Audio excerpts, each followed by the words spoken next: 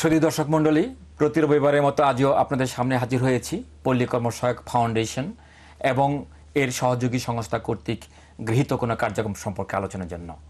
আজ আমরা পিকেএসএফ এর অর্থায়নে ক্ষুদ্র উদ্যোগ ঋণ কার্যক্রমের আওতায় পোলট্রি ফার্ম সম্পর্কে আলোচনা করব। আলোচনায় আজ আমাদের সাথে রয়েছে জনাব শেখ আব্দুল হালিম, নির্বাহী পরিচালক ভার, এবং ডক্টর শরীফ আহমেদ চৌধুরী, উপমহাব্যবস্থাপক প্রাণী সম্পদ বিভাগ, পল্লী কর্মসহায়ক ফাউন্ডেশন। আপনাদেরকে স্বাগত জানাচ্ছি। উন্নত জাতের গৃহপালিত পাখি, হাঁস মুরগি, কবুতর পালন আমাদের দেশে অত্যন্ত জনপ্রিয় আত্মকর্মসংস্থান ও আয় বৃদ্ধিমূলক কার্যক্রম। দেশের জনসংখ্যার একটি উল্লেখযোগ্য অংশ এই কার্যক্রমের সাথে সম্পৃক্ত। মুরগি পালনের মাধ্যমে অনেকেই আজ স্বাবলম্বী হয়েছে। আর এই বিষয়ে এখন একটি প্রতিবেদন দেখার আমন্ত্রণ জানাচ্ছি।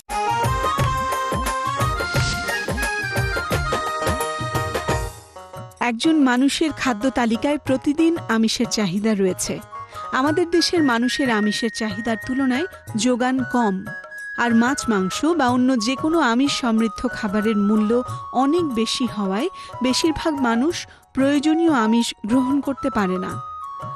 ডিমে প্রচুর আমিষ আছে এবং তুলনামূলকভাবে দামে সস্তা, তাই ডিমের চাহিদা বেড়েই চলেছে।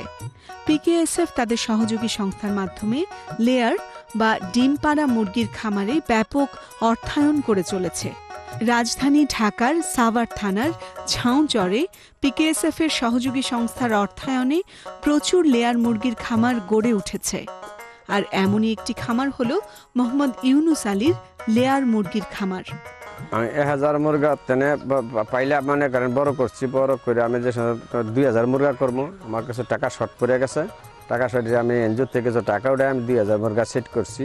এই 2000 মুরগা সেট করিয়া আমি মনে করেন খুব মোটামুটি ভালো আইন নিতে আছে। আমরা পোলা একটা বাইরে ডুবাই পাঠাইছি, ভালো আছে। 2টা পোলা লেখাপড়া করাইতেছি, ভালো আছে, আমার সংসার ভালো চলে। 2000 মুরগা পালি, পাশা আছে যে এনজিওতে আমি কিছু লোন লই। আমার পাশে জায়গা আছে, এর ভিতরে আমরা শ্রমিক আর কয়েকজন লোক লেখা খাটতে পারবো। এটা আমার আইন নিতে হবে। আমি এনজিওতে যদি আমার সাহায্য করে আমি আরো 2000 মুরগার সেট বাড়াবো। মোহাম্মদ ইউনুস আলী প্রায় 10 বছর আগে নিজ বাড়ির পাশে ছোট আকারের খামার গড়ে তোলেন। প্রথম বছরেই খামারটি বেশ লাভ করে।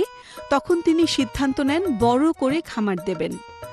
অর্থের সংস্থানের জন্য তিনি গ্রামের অন্য খামারিদের মতো পিকেএসএফ এর সহযোগী সংস্থা থেকে আর্থিক সহায়তা নেন ও খামার বড় করেন। খামারে তার স্ত্রী, এক পুত্র ও তিনি নিজে সার্বক্ষণিক কাজ করেন। আমার স্বামী যে মুরগির খামার দিছে, আর 10 বছর ধরে মুরগির খামার দিছে। মানে মনে করেন প্রথমে 1000 মুরগির খামার দিছে, আর পরে মনে করেন আমরা এটাতে বাড়াই আর কি আমরা আবার 2000 মুরগির খামার করছি, আর 1000 বাড়াইছি। আমি নিজে, আমার স্বামী, আমার ছেলে, আবার একটা কর্মচারী লাগে আমরা দেখাশোনা করি। দেখাশোনা করে আমরা মনে করেন একটা ঈদে টাকা উঠাইছি। টাকা উঠাই মনে করেন আমরা উন্নতি করে মনে করেন অনেক ভালোই চলতেছে আর কি। মুরগি খামার যখন দিছিলাম মনে করেন প্রথমে 1000 মুরগি আসলে ছোটো আসছিল, যখন কিনা বড় করছি তখন আমার টাকার দরকার ছিল। এনজিওতে ভর্তি হয়ে মনে করেন এনজিওতে টাকাই না আমি আবার খামার বড় করছি। 10 বছরে তার খামার আজ বড় খামারের রূপ নিয়েছে। প্রায় 2500 মুরগির এ খামারে এখন 2 জন কর্মী কাজ করে জীবিকা নির্বাহ করছে। এর আগেও আমি মনে করেন যে অন্যান্য জায়গায় কাজ করেছি 3 বছর পোলট্রি ফার্মিং। তো এই জায়গায় এসে দীর্ঘ 4 বছর ধরে কাজ করতেছি। আমার বেতন 4500 টাকা দেয়, খাওয়া দাওয়া থাকা খাওয়া সব মালিকের উপর দিয়ে আছে। তো আমি আর কি কিছু টাকা জমাইছি, আরও কিছু টাকা যদি কোনো এনজিও থেকে পাইতাম তাহলে আমি আর কি 4-500 মুরগির খামার দিতে পারতাম ছোটোখাটো। তিনি খামার করে নিজের জীবনমানের উন্নয়নের পাশাপাশি এক ছেলেকে বিদেশে পাঠিয়েছেন। ঝাউচরে শুধু মোহাম্মদ ইউনুস আলী নন, বিদেশ ফেরত খলিলও পিকেএসএফ এর সহযোগী সংস্থার আর্থিক সহায়তায় বেশ বড় আকারের খামার গড়েছেন।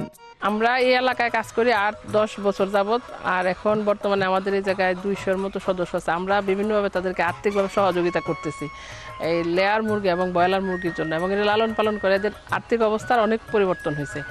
আগে এদের সংসার ছোট আকারে ছিল, এদের ব্যবসাটাও ছোট আকারে ছিল, এখন অনেকে বড় করে করেছে এবং এদের 2-3টা করে এক একজনের ফার্ম আছে, এই জায়গায় বিভিন্ন লোকজন কাজ করতেছে এবং বাড়তি একটা কর্মসংস্থানেরও ব্যবস্থা হয়েছে। আমরা ছোট্ট আকারে যখন ছিল তখন তাদেরকে আমরা সহযোগিতা করেছি, আর্থিকভাবে সহযোগিতা করেছি। এখন আবার ওরা বড় আকারে কাজ করতেছে, এখনও আমাদের তাদেরকে আর্থিকভাবে সহযোগিতা করছে এবং তাদের চাহিদা অনুপাতে, যার যেরকম চাহিদা সেই অনুপাতে আমরা তাদেরকে আর্থিকভাবে সহযোগিতা করতেছি।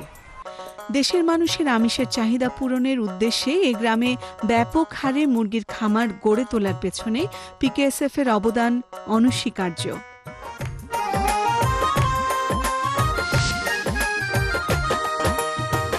শুধু দর্শক মণ্ডলী, আমরা ইউনুস আলী এবং জনাব খলিলের খামারের গল্প শুনলাম এবং কিভাবে সেখানে আত্মকর্মসংস্থানের ব্যবস্থা হচ্ছে সেটি জানতে পারলাম। আমরা এবার আলোচনা করব এই যে পোলট্রি শিল্পের মতো একটি ঝুঁকিপূর্ণ শিল্প, এটার অনেক চ্যালেঞ্জ রয়েছে। এই শিল্পে অর্থায়নের পূর্বে আপনাদের প্রস্তুতিটা কেমন থাকে?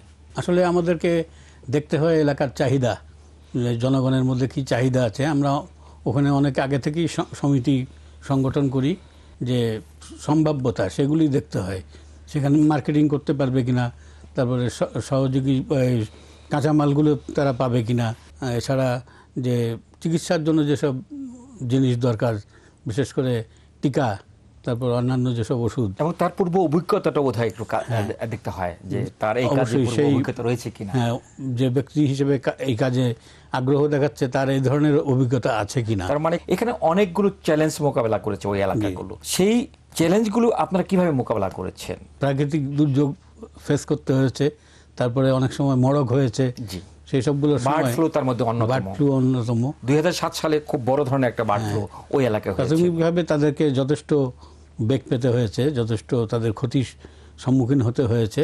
তারপরে এলাকার সরকারের কিছু সহযোগিতা পেয়ে এবং নিজেদের আবার নতুন উদ্যম নিয়ে তারা ঘুরে দাঁড়িয়েছে। তো এই যে এই ধরনের ঝুঁকিপূর্ণ অর্থায়নে আপনাদের দিক নির্দেশনাগুলি কি থাকে আপনাদের পক্ষ থেকে? বর্তমানে পিকেএসএফ একটা এই এগ্রিকালচার এবং লাইভস্টকের উপরে বিভিন্ন যেসব প্রযুক্তি আছে এবং যেসব সম্ভাবনাগুলো আছে, সেখানে যেসব জিনিসগুলোকে এনশিওর করা দরকার সেটা করার জন্য সরাসরি আমরা এখন একটা বিভাগ, একটা ইউনিট খোলা হয়েছে, যেটার মাধ্যমে আমরা টেকনোলজি, আমরা যেসব সম্ভাবনাময় জিনিস যেসব সাইটগুলো আছে সেগুলোকে ওনাদের কাছে তুলে ধরে ফিউচার যেসব প্রোগ্রামগুলো হতে পারে সেটাই করি, এবং বিভিন্ন প্রাকৃতিক বা অন্যান্য দুর্যোগের সেগুলোর আমরা কিছু ফোরকাস্টিং আমাদের সহযোগী সংস্থার মাধ্যমে এখন দেওয়া শুরু করেছি। আচ্ছা, এটা হচ্ছে ফোরকাস্টিং করেন। আর যখন এই ধরনের ঘটনাগুলি ঘটে যায়, সেই ক্ষেত্রে আসলে এই এভিয়ান ইনফ্লুয়েঞ্জা বাংলাদেশে ছিল না, 2007 সালে আসছে। এইটা আমাদের কান্ট্রি প্রিপারেশন এইভাবে ছিল না। এই যে এভিয়ান ইনফ্লুয়েঞ্জা কন্ট্রোল করার জন্য যা যা করণীয় দরকার সেটার জন্য আমরা ব্যাপক প্রচার প্রসার করেছি। আমরা বিভিন্ন লিফলেট, পোস্টার এবং আমরা মিটিংয়ের মাধ্যমে আমাদের পিওদের সাথে, আমাদের সহযোগী সংস্থার যেসব উপকারভোগীরা আছেন ওনাদের সাথে সরাসরি মিটিংয়ের মাধ্যমে বিভিন্ন তথ্য পুস্তিকা এগুলো সরবরাহের মাধ্যমে করণীয় কি আছে সেগুলো আমরা নির্দেশনা দিয়েছি। পাশাপাশি সরকারের এই যে সাহায্য এই ক্ষেত্রে যেটা দরকার সেটা পেতেও পিকেএসএফ সাহায্য করেছে, সেটাও এনশিওর করেছে।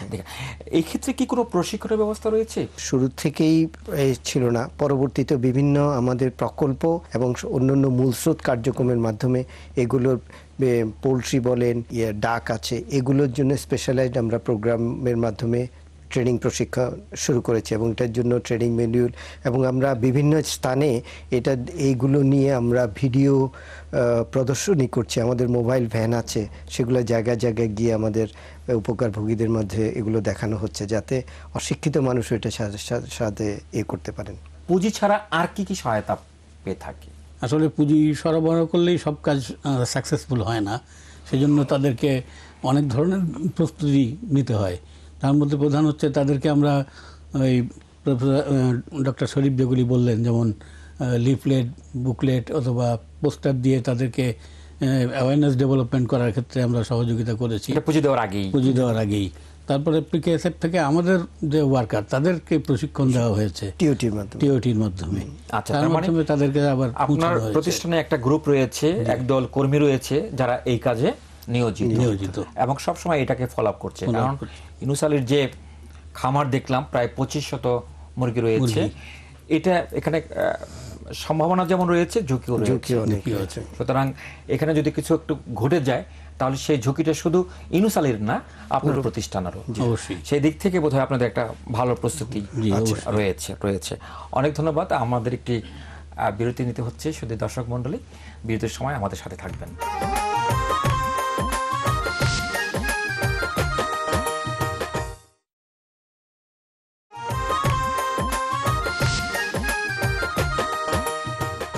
শুধু দর্শক মণ্ডলী, এতক্ষণ আমাদের সাথে থাকার জন্য ধন্যবাদ। বিরতির পূর্বে আমরা আলোচনা করছিলাম যে পোলট্রি শিল্পের মতো শিল্পে অর্থায়নের পূর্বে আমাদের প্রস্তুতিগুলো কি নিতে হয়। উপকারভোগী লেয়ার পালন করবে না ব্রয়লার পালন করবে, সেদিক থেকে আমাদের তরফ থেকে কোনো নির্দেশনা থাকে না। যেই এলাকাতে খামারটা করবে সেটা ওই ধরনের খামার করার জন্য সুইটেবল কিনা, তার জন্য যেসব ইনপুটগুলো দরকার, সেখানে বাচ্চা, ফিড, ড্রাগস বা এডিটিভস যেগুলো আছে সেটার অ্যাভেলেবিলিটি কেমন, এইগুলো যে প্রোডাক্টগুলো হবে সেটার মার্কেটিংয়ের ব্যবস্থা কেমন, সেগুলোর উপরে ভিত্তি করে সে ব্রয়লার করবে না লেয়ার করবে এটা। এবং তার যেই কারিগরি সক্ষমতা, এটা কিন্তু বড় জিনিস। সাধারণত আমাদের দেশে পোলট্রি শুরু করতে যখন যান, তারা সাধারণত মানুষ আগে ব্রয়লারটা দিয়ে শুরু করেন, কারণ এটার শর্ট ইন্টারভেল, খুব তাড়াতাড়ি রিটার্ন আসে, টেকনিক্যাল কোনো ফল্ট হলে সেটা একটা ব্যাচের উপর দিয়ে যায়। কিন্তু সাধারণত যখন লেয়ার হয়, এটা একটা অভিজ্ঞতার দরকার হয়। সেই জন্য মোটামুটি যারা লেয়ার করবেন তাদেরকে মোটামুটি পোলট্রির পালনের খুঁটিনাটি বিষয়গুলো বিশেষভাবে অবহিত থাকতে হয়। সেই জন্য আমরা যখন একজন খামারি যদি লেয়ার পালনে আগ্রহী হন, আমরা কিন্তু ধরেই তাকে লেয়ারের জন্য সাজেস্ট করি না। তাকে বিভিন্ন পোলট্রির প্রশিক্ষণ এবং প্রয়োজনে ব্রয়লারের পালন করে তার কিছু হাতে খড়ি করে তারপরে সাধারণত আমরা ওদিকে কাজটা শুরু করতে বলি। মুরগির ছোট বাচ্চা এবং মানসম্পন্ন খাবার পাওয়াটা একটা চ্যালেঞ্জিং বিষয়। এই বিষয়ে কি প্রতিষ্ঠান থেকে উপকারভোগীদেরকে কোনো সহযোগিতা করা হয় কিনা? হ্যাঁ, এ ব্যাপারে সহযোগিতা করতে গিয়ে আমরা উপজেলা যে প্রাণী সম্পদ কর্মকর্তা আছেন, ওনার সহযোগিতা আমরা নেই। ওনাদের সঙ্গে আমাদের যে লিঙ্কেজ তৈরি করে দেওয়া হয় আমাদের যে বেনিফিশিয়ারি তাদের সাথে, এবং বিভিন্ন সার্টিফাইড কোম্পানির নাম ওনারা বলে দেন যে অমুক অমুক জায়গা থেকে তোমরা এই ফিড সংগ্রহ করো। পোলট্রি শিল্পের এটা হলো অন্যতম দুটো সমস্যা, যে কোয়ালিটি চিক, কোয়ালিটি ফিড এবং কোয়ালিটি ড্রাগস। আমাদের দেশের পোলট্রি ইন্ডাস্ট্রির এই তিনটা সেক্টরে হচ্ছে সবচেয়ে বেশি ভালনারেবল। ফিডের ব্যাপারে বিভিন্ন ক্যাটাগরির প্রায় 100-র উপরে আমাদের আছে, এই ফিড কোম্পানি আছে, কিন্তু মূলত 10টা কোম্পানি আছে যেগুলো বড়। এদের কোয়ালিটি ফিড খুবই ভেরি করে। এখানে একটা আমাদের সমস্যা রয়ে গেছে আমাদের খামারি পর্যায়ে। একইভাবে অনেকগুলো আমাদের হ্যাচারি আছে যেখান থেকে আমাদের ব্রয়লার চিক বা লেয়ার চিক আসে, কিন্তু সেখানেও কোয়ালিটির অনেকেই আছে এবং এখানেও কোনো কোয়ালিটি কন্ট্রোলের কোনো সিস্টেম ব্যবস্থা নেই। এতে কিন্তু আমাদের খামারিরা ক্ষতিগ্রস্ত হন। আমরা যারা ভোক্তা, আমরা যারা কনজিউম করি জিনিসটা, আমাদেরও তো অনেক ক্ষতি হয়। মানবদেহে এই ক্ষতিগুলো কিরকম? হ্যাঁ, পোলট্রি ইন্ডাস্ট্রিতে এখন বিভিন্ন ধরনের অ্যাডিটিভস, তারপরে ড্রাগস, এগুলো অনেক সময়ই অ্যাবিউসিভ ওয়েতে ব্যবহার করা হয়। এইটার রেসিডুয়াল এফেক্ট অবশ্যই থাকে। প্রচুর পরিমাণে অনেক সময় অ্যান্টিবায়োটিক ব্যবহার করা হয় যেটার আদৌ কোনো দরকার নেই, এবং প্রচুর পরিমাণে ফিড অ্যাডিটিভস দেওয়া হয় যেগুলোর হয়তো অনেক সময় কোনো দরকার নেই। এইটা একদিকে আমাদের খামারিদের কস্ট অফ প্রোডাকশন বাড়িয়ে দিচ্ছে, আর যেই প্রোডাক্টটা প্রডিউস হলো, সেটা ডিম হোক মাংস হোক, সেটার মধ্যে রেসিডুয়াল এফেক্ট হতে পারে। সেইটা কিন্তু আমাদেরকে অ্যান্টিবায়োটিক রেজিস্ট্যান্ট করে দিতে পারে, আমাদের জেনারেশনকে রেজিস্ট্যান্ট করতে পারে।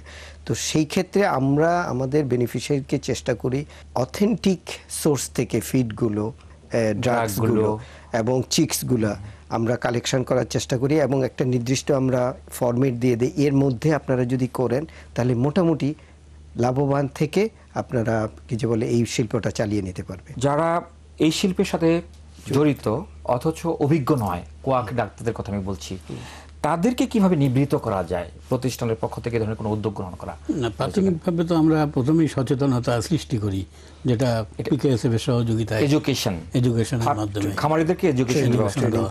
তারপরে আমাদের যে মাঠকর্মী আছে তারা প্রশিক্ষণপ্রাপ্ত, পিকেএসএফ এর সহযোগিতায় প্রশিক্ষণপ্রাপ্ত, এবং আমাদের সার্বক্ষণিক একজন এগ্রিকালচারিস্ট আছেন যিনি সবসময় তাদের পেছনে লেগে আছে, দেখাশোনা করছেন, তাদেরকে বলছেন। চিকের কথা বলেন, ফিডের কথা বলেন, ডিমের কথা বলেন, এগুলোর মূল্য খুব ওঠানামা করে এবং অনেক সময় খামারিগণ ক্ষতিগ্রস্ত হয়। এই খামারিদেরকে যখন তারা ক্ষতিগ্রস্ত হয়, সেটাকে পুষিয়ে নেওয়ার কোনো মেকানিজম আছে কিনা প্রতিষ্ঠানের পক্ষ থেকে? এটা রিস্ক রিডাকশন একটা প্রোগ্রাম থাকে, সেই ফান্ড থেকে অনেক সময় আমরা সহযোগিতা করে থাকি। তার মানে এই ইউনুসের মতো যদি কোনো খামারি পড়ে যায় তাহলে তাকে উঠানোর জন্য আপনাদের সেই ব্যবস্থাটা রয়েছে। যেভাবে তারা লেয়ারটা চাষ করছে, লেয়ারটা পালন করছে, এর চেয়ে উন্নত কোনো পদ্ধতি আছে কিনা? মূলত আমাদের দেশে এখন যেটাই ইনভেরিয়েবলি এটা খাঁচায় করে পদ্ধতি চলে আসছে। এটা কোনো এটার মধ্যে সুবিধা হচ্ছে যে এখানে যে ডিজিজ কন্ট্রোল করার জন্য এটাকে যে ডিসইনফেক্টেড করতে হয়, ফিউমিগেশন করতে হয়, এগুলো ইজি। তবে আমি এখানে যেটা খেয়াল করলাম, এখানে ও যে ডিজিজটা যাতে তার খামারে না ঢোকে সেই জন্য তাকে ব্যবস্থা নিতে হবে। এবং এইটা করেই বিশ্বের বিভিন্ন দেশে আসলে very low level of drug ইউজের মাধ্যমেও ভেরি সাস্টেইনেবলি ওরা এই ইন্ডাস্ট্রিটাকে রান করতেছে। সাধারণত আমাদের দেশের মানুষের অভ্যাস হচ্ছে যে একজনে খামার করছে, আচ্ছা যে একটু দেখে আসি। এইটা পোলট্রি অত্যন্ত একটা সেন্সিটিভ জায়গা। এই ধরনের ট্রেসপাসিংগুলো যাতে না হয় এবং যেসব খাদ্য বা অন্যান্য ইকুইপমেন্ট যেগুলো খামারে ঢুকছে, এখান থেকে যা বের হচ্ছে, এগুলোকে প্রপারলি যদি ডিসইনফেক্টেন্ট করে, আমাদের যেসব ফ্রি ফ্লাইং বার্ডস যেগুলো আছে, কাক বা অন্যান্য যেগুলো, এগুলো তারপরে যার বাড়িতে সাধারণত মুরগির খামার থাকে, তার কিন্তু হাঁস বা অন্যান্য নেটিভ বার্ড পালা উচিত না, কারণ ওইগুলা ক্যারিয়ার হিসাবে এই খামারটাকে ধ্বংস করে দিতে পারে। হালিম ভাই, আমি আপনাকে শেষ প্রশ্ন করবো, সেটা হচ্ছে যে কর্মসংস্থানের জন্য এই শিল্প কি রকম ভূমিকা পালন করছে? এটা তো আসলে অনেক বড় ভূমিকা রাখছে বাংলাদেশের জন্য। আমি যেটা দেখছি, আমরা জানলাম যে এটা প্রায় 5 থেকে 6 মিলিয়ন লোক এখানে জড়িত আছে, বিভিন্ন 5 থেকে 6 মিলিয়ন পরিবার, তার সঙ্গে 5 দিয়ে গুণ করলে আরো অনেক লোক এটার থেকে উপকৃত হচ্ছে। সুতরাং এটা তো খুবই প্রয়োজন যে এখানে, তার সম্ভাবনাটা আছে। সম্ভাবনা দিকে যদি আলোচনা করি তাহলে জানবো যে আমাদের এগ কনজাম্পশনের রেটটা বা আমরা যদি স্যার 90 দশকের কথা ধরি, সেই থেকে এখন আমাদের প্রোগ্রেস হয়েছে অনেক, প্রায় 3 গুণের মতো। আগে আমরা এখন প্রায় এই গড়ে আমাদের দেশের একজন মানুষ 110টা করে ডিম খায়। এটা হচ্ছে গত বছরের স্ট্যাটিস্টিক্স। আপনি যদি 80 দশকের কথা বলেন, সেখানে হার্ডলি 30 থেকে 40টা ডিম ছিল। তো এখানে প্রোগ্রেস হয়েছে, কিন্তু একটা সুস্থ সবল মানুষ প্রায় 300 ডিমের দরকার। সুতরাং আমাদের ওর থেকে আমরা এখনো অনেক দূরে রয়েছি। ওটাকে যদি ফুলফিল করতে চাই তাহলে আমাদের অনেক কর্মসংস্থান এখানে হবে। শেষ প্রশ্ন হচ্ছে যে হালিম ভাই, পিকেএসএফ এর কাছে কি কোনো প্রত্যাশা আপনার আছে কিনা? পিকেএসএফ এর কাছে প্রত্যাশা অনেকটাই আছে, মানে যে উৎসাহ নিয়ে জনগণ এটা করছে এবং এই শিল্পকে এগিয়ে নিয়ে যাওয়ার জন্য প্রতিষ্ঠান যেভাবে করছে, এখানে যে সমস্যাগুলো আলোচনা হলো, যে রিস্কগুলো আলোচনা হলো, এগুলার ক্ষেত্রে আমাদের আরো নলেজ দরকার মাঠ পর্যায়ে, অথবা যে পোল্ট্রি পলিসি রয়েছে সেই পলিসিটা সঠিক বাস্তবায়ন করা দরকার। অবশ্যই বাস্তবায়িত হওয়া দরকার। আর আমাদের বিভিন্ন সময়ে বিভিন্ন ধরনের ট্রেনিং দরকার, প্রশিক্ষণ দরকার।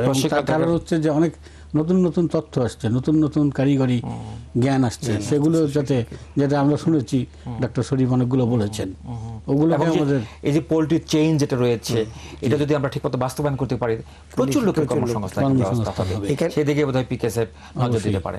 এখানে এই যে আমরা যেটা স্যার বললেন যে 2008-এ আমাদের একটা পোল্ট্রি পলিসি হয়েছে, এটা খুবই কম্প্রিহেন্সিভ একটা পলিসি, যেখানে quality assurance of the product, সেটা চিক হোক, সেটা ফিড হোক, বা যে ওটার বাস্তবায়নটা আসলে আমরা যে কথাগুলো বললাম সবই আছে এই পলিসির মধ্যে আছে, কিন্তু সেটা এখনো সঠিকভাবে এটা এখনো বাস্তবায়ন বাস্তবায়িত হচ্ছে না। আপনাদেরকে ধন্যবাদ আমাদের সাথে আলোচনায় অংশগ্রহণ করার জন্য। Thank you. সুধীবৃন্দ, বহু প্রাচীনকাল থেকেই পৃথিবীতে মুরগির অস্তিত্বের তথ্য পাওয়া যায়। পূর্বে এরা জঙ্গলে বাস করত, মাংসের জন্য মানুষ বন জঙ্গলে মুরগি শিকার করত। সর্বপ্রথম দক্ষিণ পূর্ব এশিয়ায় বিভিন্ন অঞ্চলে গৃহপালিত পাখি হিসেবে মুরগি পালন শুরু হয়। আজ এটি জীবন জীবিকার মাধ্যম হিসাবে আবির্ভূত হয়েছে। এই কার্যক্রম অনেক কর্মহীন জীবনকে পাল্টে দিয়েছে কর্মমুখর জীবনে। সকলের প্রচেষ্টায় এদেশের প্রতিটি পরিবার কর্মমুখর হবে, দূর হবে দারিদ্র্য, সে প্রত্যাশায় আজকের অনুষ্ঠান শেষ করছি। ধন্যবাদ আপনাদের সবাইকে।